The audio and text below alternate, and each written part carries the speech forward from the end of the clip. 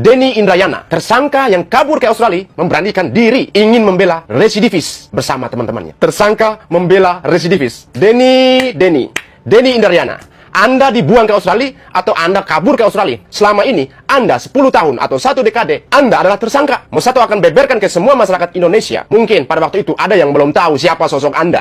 Wow, luar biasa. Denny Indrayana yang punya kasus besar di Indonesia dan pergi ke Australia selama 10 tahun, 1 dekade, mau pulang ke Indonesia dan menjadi pengacara Roy Suryo CS. Kalau dalam bahasa Jawa, Denny Indrayana itu kutuk marani sunduk. Karena Denny Indrayana itu kan punya masalah besar di Indonesia, sehingga dia pergi ke Australia, ya, kata netizen.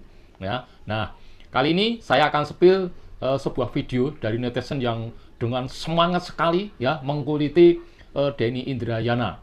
Ya. Pokoknya Denny Indrayana pulang ke Indonesia harus ditangkap, harus menggalikan uang korupsi 2 miliaran. Nah, bagaimana analisis netizen? Mari kita ikuti video berikut ini.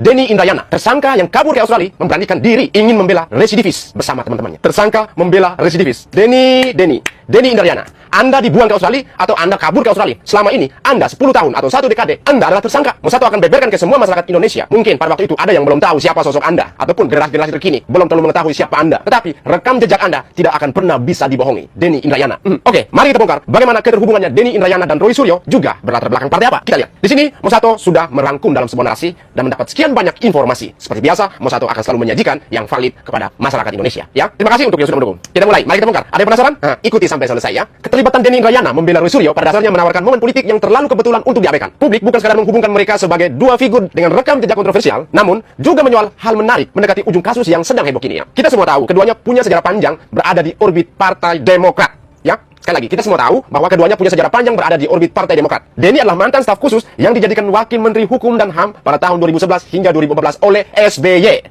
Sedangkan Roy adalah ex-kader Demokrat, duduk di parlemen menjadi Menteri Pemuda dan Olahraga, dan pernah menjadi jubir dan representasi partai di isu-isu digital. Sudah semakin dekat hubungannya ya teman-teman. Dan kebetulan lagi, keduanya berseberangan secara politik dengan Pak Jokowi. Denny menjadi salah satu suara paling vokal terhadap pemerintah, terutama dalam isu hukum dan MK. Sedangkan Roy, pasca kasus Tupak Borobudur, juga sering memposisikan dirinya sebagai kritikus unggulan pemerintah. Nah, ini yang teman-teman mungkin terlewatkan ya, bahwa publik ataupun khususnya awak media juga mencatat bahwa keduanya punya rekam jejak perkara yang membentuk persepsi publik tertentu. Denny sempat terseret kasus dugaan hoax tentang bocoran putusan MK. Dia dilaporkan ke Baris Krim Polri terkait informasi yang disebarkan mengenai putusan MK terkait sistem pileg. Nah, kedua orang ini hobinya hoax ya, hoax ketemu hoax. Akhirnya jadi apa? On.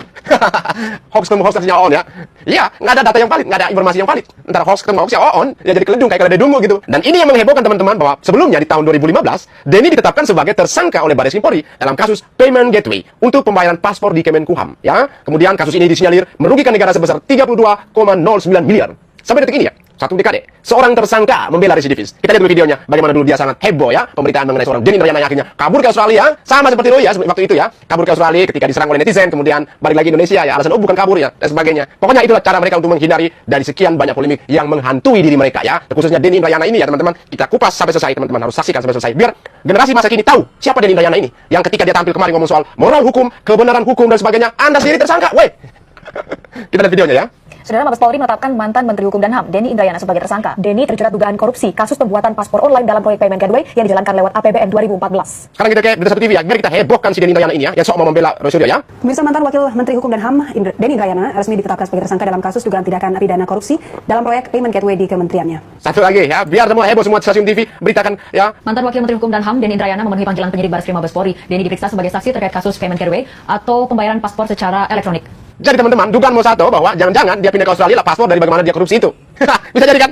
Bisa jadi dong ya, setelah itu kan dia kabur ya ke Australia. Tapi kita lanjut dulu biar lebih clear segala informasi yang Mosato akan sajikan untuk kita semua. Roy Suryo sebagai terpidana penistaan agama Buddha melalui editan Stupa Borobudur. Sekarang disinyalir lagi bahwa dia mengedit ijazah Pak Jokowi. Pasalnya berlapis-lapis. 12 tahun menanti Anda Roy Suryo. Nah, yang menarik Mosato mau tegaskan bahwa dua-duanya itu terkait disinformasi atau manipulasi informasi yang membuat publik mengaitkan kesamaan pola. Jangan-jangan otaknya Roy sama otaknya si Denny ini sama.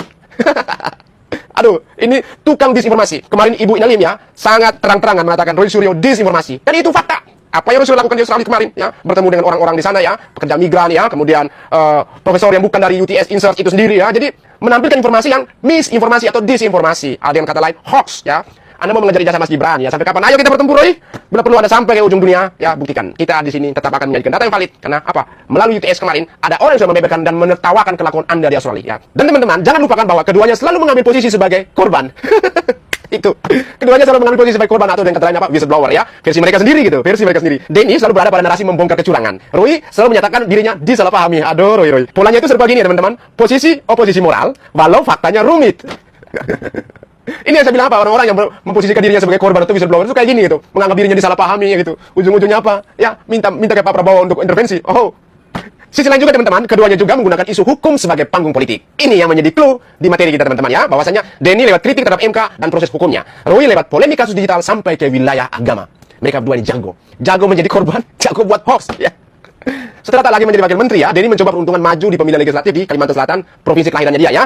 Tapi teman-teman gagal gagal Denny, lalu maju lagi sebagai wakil gubernur, gagal lagi.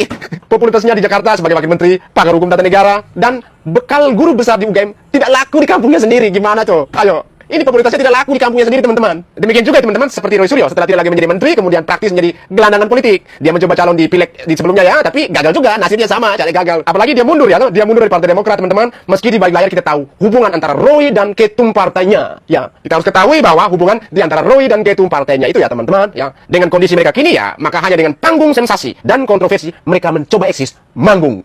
Ya kan? Manggung, Denny Indrayana mau manggung. Anda mau manggung ya, tapi status Anda sebagai tersangka kita akan sebarkan ke seluruh masyarakat Indonesia yang belum tahu, supaya Anda juga harus segera diproses ya. Harus segera diproses loh. Tidak boleh mandek. Kita juga akan meminta pihak kepolisian bila perlu demo lah ya. Ayo tangkap Denny Indrayana, tersangka 10 tahun, tidak pernah diperiksa, tangkap dan diproses. Disidangkan gitu. Kembalikan uang negara, uang APBN 32, sekian miliar. Denny Indrayana harus ditangkap dan diproses di pihak kepolisian. Ini momentum yang tepat. Dia kembali ke Indonesia, kita siap minta pihak kepolisian untuk tangkap Denny Indrayana ya, tersangka 10 tahun untuk segera diproses dan harus mengembalikan uang negara yang dikorupsi pada proyek Payment Gateway ya, sebesar 32,09 miliar. Anda nggak bisa menyangkal Denny, kembalikan duitnya. Tapi jangan kabur lagi ke Australia. Nah sekarang kita lihat dulu potongan video dia kemarin yang sudah tersebar ya. Tetapi ada sanggahan terhadap potongan video dia ini ya, teman-teman, kita lihat. Pemeriksaan Roy Suryo sebagai tersangka di Kepolisian Republik Indonesia. Akhirnya, saya memutuskan untuk menjadi bagian kuasa hukum dalam kasus tersebut. Tetapi yang dilakukan oleh Denny Indrayana, yang statusnya sekarang tersangka kasus korupsi Payment Gateway, gitu ya, itu adalah sebuah insinuasi, sebuah upaya framing, ya, yang menurut saya tidak lebih kelas dari seorang buzzer. Kenapa saya katakan begitu? Karena kita berani menulis, berbicara. Itu kalau kita mengalami. Kalau kita punya alat bukti, kalau kita sudah check and recheck, tidak bisa saya dengar si A bilang begini, si B bilang begini, lalu memaksakan itu sebagai sebuah kebenaran bagi publik. Ini Denny Indrayana tadi bicara sebagai seorang profesor tata negara, atau bicara sebagai politisi atau caleg. Supaya clear. Ini luar biasa tanggapannya, ini tajam sekali ya. Tapi ada hal yang menarik kemarin ya, waktu di acara di TV Sindo ya, Bang Ari Darmawan ya, Sekjen Partai Bersatu, skakmat si Denny Indrayana. Kita lihat ini videonya. Kayaknya ada sisi negarawan sedikit saja pada diri saudara Jokowi. Baik, Bang Adi, kalau nggak bagian dari koalisi, berarti akan dipukul, dikriminalisasi. Gimana Bang? Ya, ya saya rasa Bang Denny itu pendapat Bang Denny ya. Saya sangat menghormati semua pendapat dan itu sering terjadi memang. Ya, sering terjadi dalam pemerintahan yang memang tidak pro dengan kita.